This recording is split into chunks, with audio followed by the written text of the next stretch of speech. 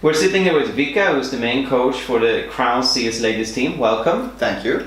We're at the bootcamp area, and the ladies are here to prepare for tonight's Intel Challenge qualifier that's going to take them, hopefully, to Katowice. How have they prepared? First of all, we've been watching demos and talking and trying to upgrade. Since we have 2 new players who haven't played more than a month or something, so we just try to get everything together so we have at least some stuff that we are really sure on how to do. And other than that, yes, watching demos, like seeing what we can do and how we can counter other teams. Alright, so these new 2 players we have, there's one from Portugal, there's one from France. Yes. How well have they integrated into the team? There's a new language the team had to speak, since before it was Swedish, if I understand it correctly. Yes. And now it's actually English. Yes, it was some difficult in the beginning, but once you get into it, it just floats. But you're always going to call better on your native language, of course. But I don't see that many struggles with it right now, the language. The girls are amazing, and they got welcomed with open arms, basically. I think they feel so, and hope so, at least. How do you think the girls feel about your coaching style? Do you feel yourself like a very aggressive or more laid-back coach? I want to say that I'm a mix of it. So I can be really angry sometimes, and really like raise my voice and like be really on them something. But that is because I want something to be done. But other than that, I'm pretty laid back as a person, I think. Like I can always make jokes and try to be funny and so on and so forth. So I think it's a good mix, in my opinion. It's a good mix. So you balance between being a more forceful coach and also laid back, giving the girls space when they need it. Yeah, I'm trying to. And forcing them forward when you feel that they need an extra push. Yeah. Yeah. So could you tell us a little bit about the team? Do they have some favorite maps, favorite weapons? Who plays what, and what do they do? We have some really talented players right now. We have Sita with AWP, and the funny thing is when she got in the team she didn't play that much AWP, so I'm really happy with her. We have people who are like better at clutch situations. We have some really good fast entries, and now we have Joanna, our in-game leader now. Just finding an in-game leader is hard in itself, and since I've usually been it when I play, we have a lot of like talks me and her, so it's good. It's good to get it going. Right. So you also have other players like Jenny, who's been playing for quite some time in many different teams. Would you say that she's like the most experienced player in the team? Does she bring something special? I would definitely say that she is the most experienced player, because she have been playing for a long time, and she brings out, I would say, some kind of calmness with the girls, because the girls can always, like, in my opinion, they can rely on her in different situations, and which I think is really good, because Jenny is an awesome player in overall. So.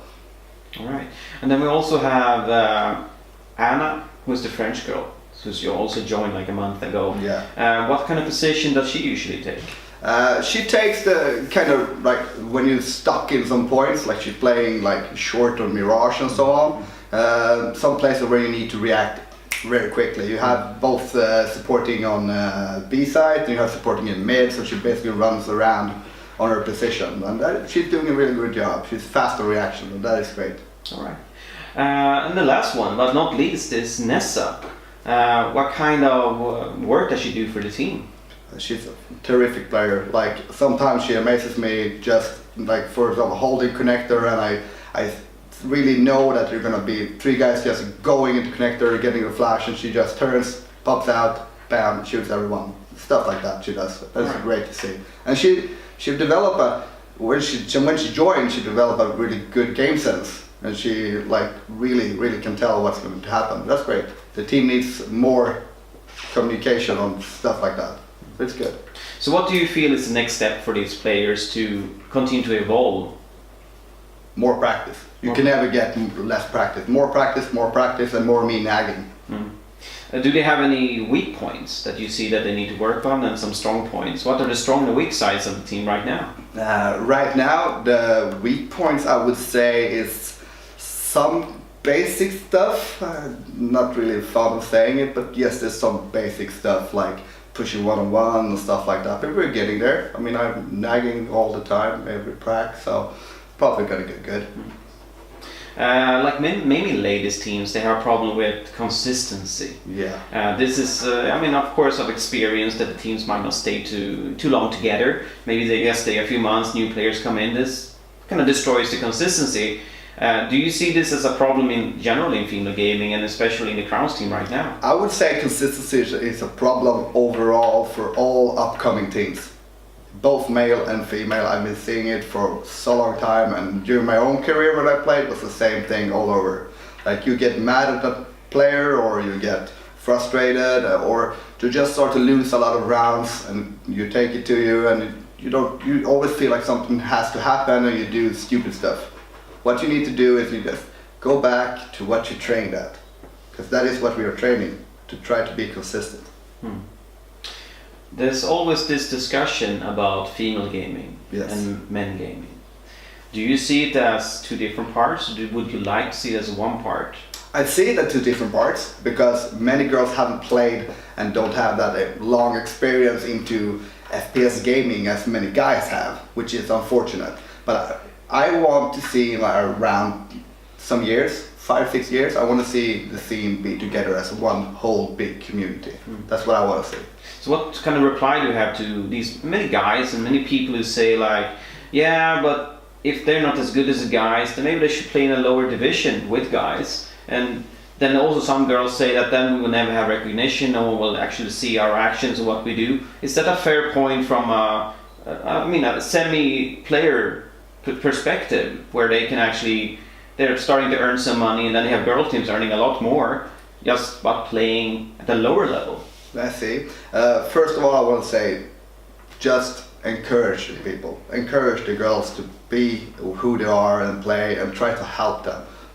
All this toxic shit going around on the community is just pushing people down. Even in the guy side, there's so much toxic going around sometimes, and that is unfortunate, because like you should encourage people to become better, to be themselves and find their own kind of play style, basically. That's what I think. Encourage more, less toxic. So what do the girls think about playing with other girls? Do they prefer it? Do they? Like, I know they always like to, like, when we're facing a girl team, they're like, all right, we're gonna do this. But when we're facing guys, and often when they come in and they start being a bit toxic and so on, I know it triggers many of the girls, and they got even more competitive, like, we're gonna do this now, bam, we don't want them here, stuff like that. But I think, yeah.